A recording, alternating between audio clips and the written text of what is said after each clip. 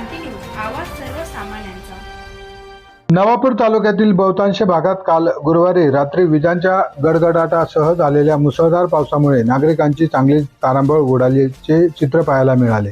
यावेळी सकल भागातील नागरिकांच्या घरात पाणी शिरल्याने मोठ्या प्रमाणात नुकसान झाले आहे, तर बहुतांश ठिकाणी पावसाच्या पाण्यामुळे शेतातल्या पिकांना देखील फटका बसला आहे। जिल्ह्यात हवामान विभागाने 2 दिवस अतिवृष्टीचा इशारा दिला होता। नवापूर तालुक्यातील गुरुवारी रात्रीच्या सुमारास सलग 2 तास पाऊस धो-धो बरसला। त्यामुळे नदी नाले व गटारी ओसंडून वाहत होते। विसरवाडीत रस्त्यावर गल्लीबोळात गुडघाभर पाणी वाहत होते। रक्षक हनुमान मंदिर परिसरातील गल्लीत 60-70 वर्ष जुने असलेले कौलारू कुडाच्या घरात गुरजाबाई बाबाजी गावित ही वृद्ध महिला एकटीच राहत असल्याने घरात गुडघाभर पावसाचं पाणी शिरल्याने घरातील जीवनावश्यक वस्तूंसह कपडे, अंथरुणाचे साहित्य, धान्य, भांडी व इतर साहित्य पाण्यात भिजल्याने या वृद्ध महिलेचे मोठे नुकसान झाले आहे। तसेच घरातील गुडघ्यावर पाण्यामध्ये भांडी व इतर साहित्य तरंगत होते।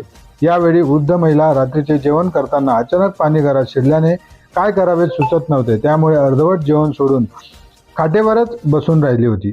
त्यावेळी शेजारी असलेले मनोज गावित व इतर रहिवासी आजीच्या मदतीला धावून गुडघाभर पाण्यातून आजीला सुखरूप बाहेर काढले आहे।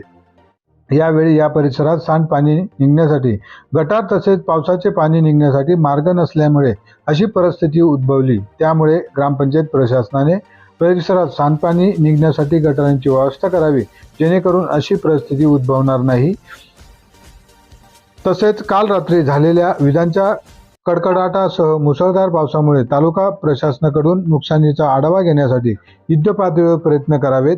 तसेच शेतकऱ्यांसह अनेकांच्या नुकसानीचा आढावा घेऊन नुकसानग्रस्तांना तात्काळ मदत करावी, अशी मागणी नागरिकांसह शेतकरी बांधवांकडून करण्यात येत आहे। महाराष्ट्र क्रांती न्यूजसाठी प्रतिनिधी सागर मेटकर, विसरवाडी, नवापूर। भाऊ नाव सांगा। मी बबलू गावित। काय झालं इकडं रात्री? इथं हनुमान मंदिराच्या परिसरामध्ये मागे पाणी जास्त पडला विसरवाडीमध्ये। परवा पण पडला होता, आज पण जास्त पडला आहे। तर आमचे हे आजी आहे गुरजाबाई बाबाजी गावित म्हणून, यांचं घर 70 किंवा 60 वर्षापूर्वीचं आहे। त्यांचं घर लहान आहे, पण तिथं गटर वगैरेची व्यवस्था नाही ना, तर त्याच्यामुळे पूर्ण पाणी यांच्या घरात शिरलंय।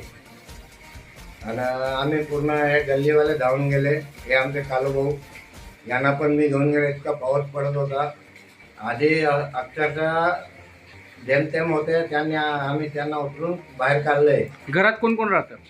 एकटी राहते आजीबाई।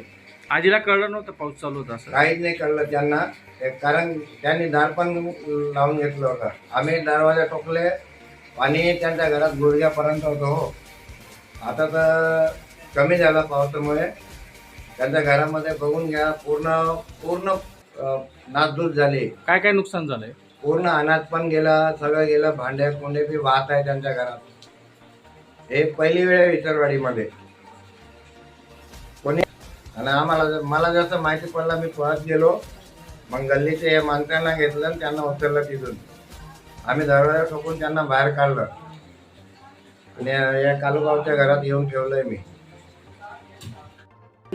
आया नाव काय आहे तो?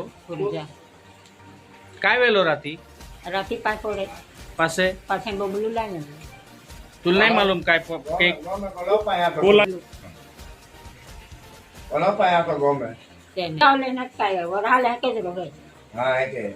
गो में पाय उरायचे आहे। हाँ का? आणि आम्ही गो में बाटो धान्य वेरी नुकसान उपजो वेरी ने खड़के भी बीज गई है ना। आखो गोदरे पालंगा खौले है ने ती ताख बीज गई।